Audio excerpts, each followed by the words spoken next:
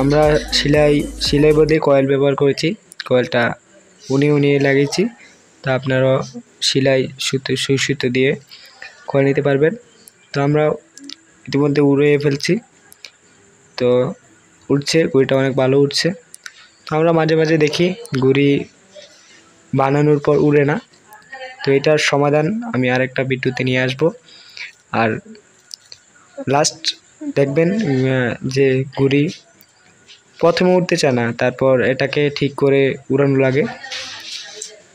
তো ঠিকটা আমি দেখাই না, তারপর তো দেখতে পারবেন আরও একটা নতুন ভিডিওতে।